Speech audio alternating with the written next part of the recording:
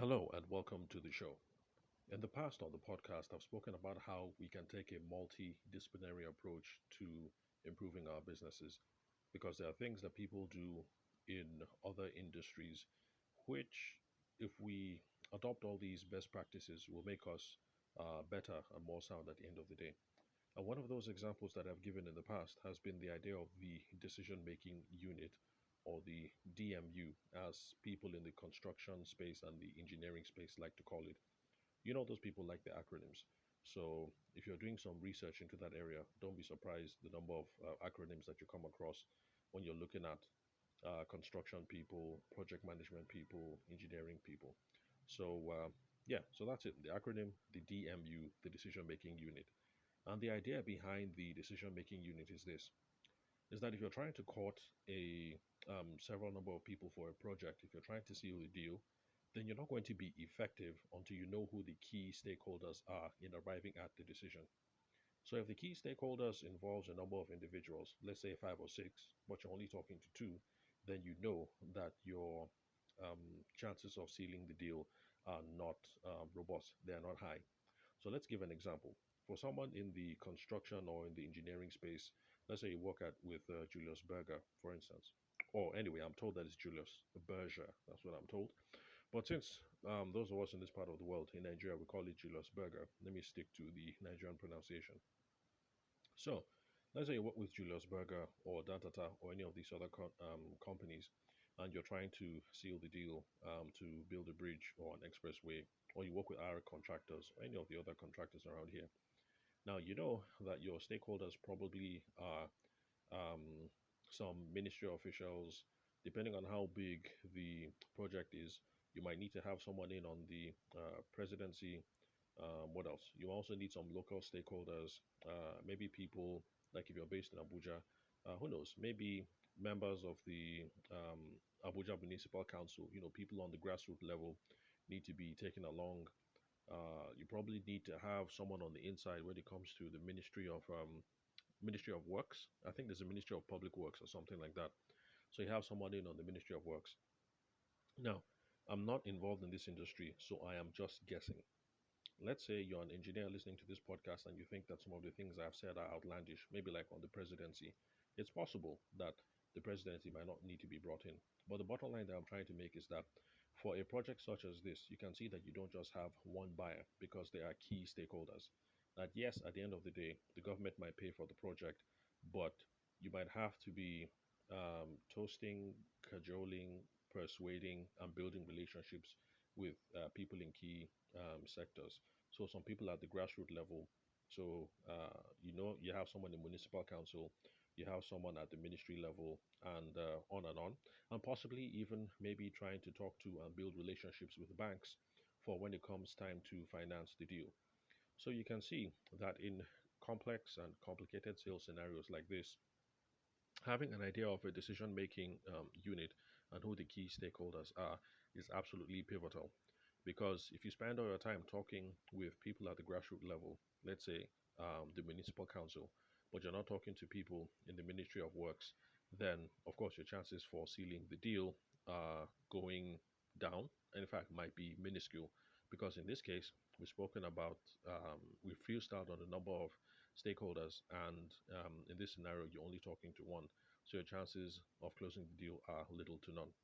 Now, let me repeat, I'm not a construction professional, so I don't know who the key stakeholders would be in these kinds of scenarios. So I'm just freestyling off the top of my head here, but the same applies to the rest of us.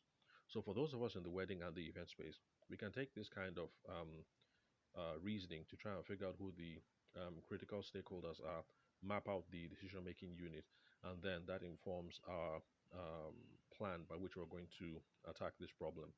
Now, the idea behind this is simple. Like I've said, know who the key players are and make sure that they are involved in various aspects of the conversation and in the relationships that you are trying to build. Now, how does this apply to the wedding and the event space? I'll give an example of something that I did just recently. So I've been in conversations with the bride, and of course, we've looked at um, a number of offerings, a number of packages, and we've not just discussed photography and video, but the other services that my partners and I provide. So we've looked at sound for the event hall. We've looked at lighting. What else? We've looked at special effects. We've looked at photo booths. We looked at a comprehensive deal um, surrounding multimedia.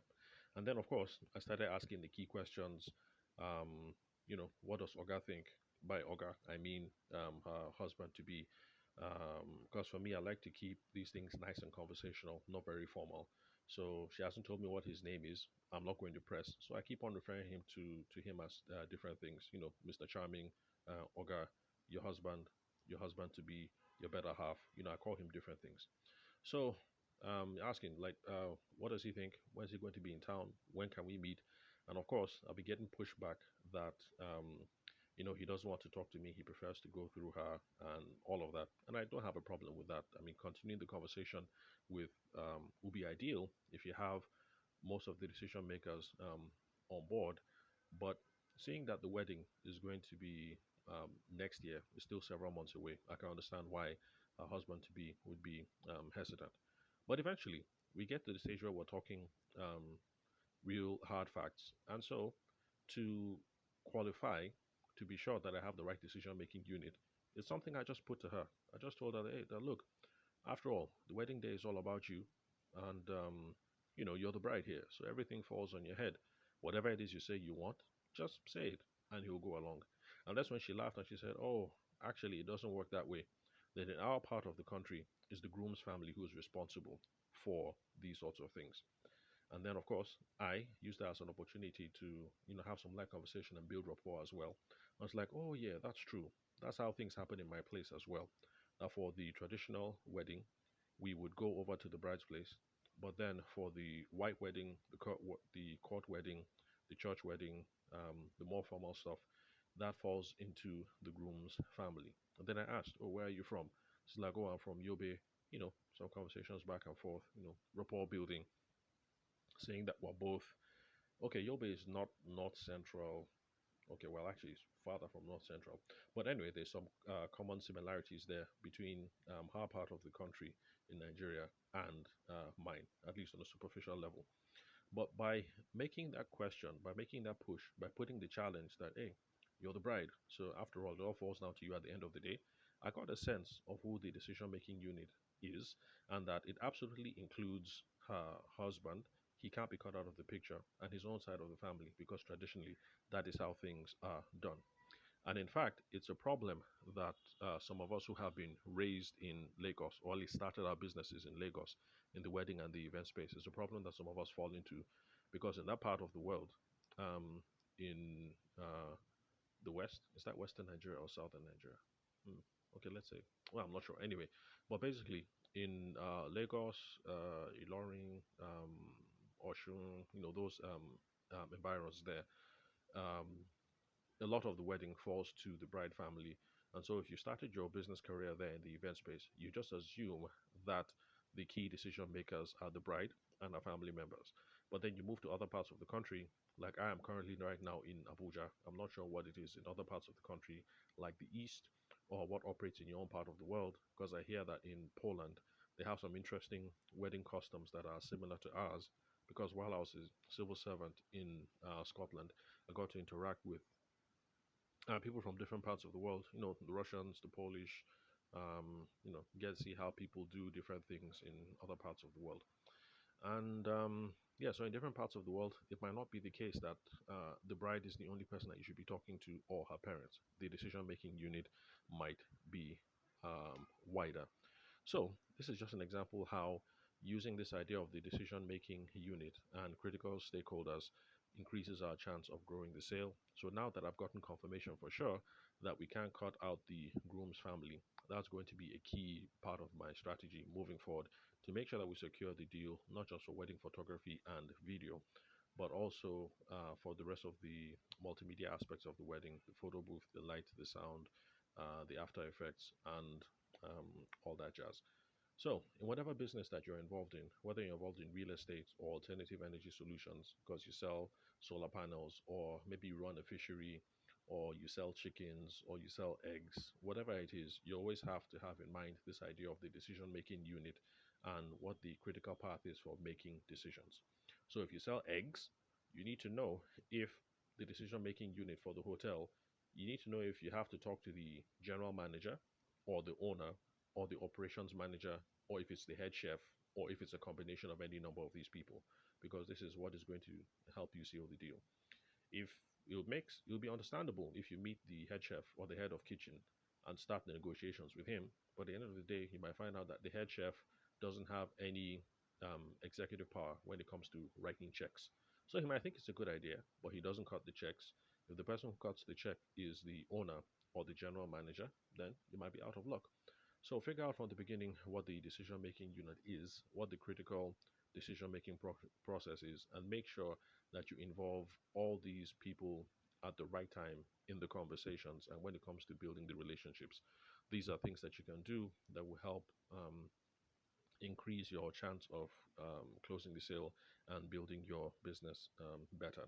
So, as we go along in the podcast, I'm still going to share some more tips and tricks, not just of how to improve your sales using traditional sales techniques in general, but also we'll be looking for specifics about how people in other disciplines come up with these principles and execute these principles, because it's my firm belief that we get stronger the more diverse experiences, the more diverse use case scenarios and examples that we have at our disposals. It makes us more nimble, much more creative in the sales process, and also much more confident because we are not scared that anything is going to come up that we will not that we won't be able to deal with. So thank you very much for listening to today's episode. I'll catch you guys at the next recording. Productive day.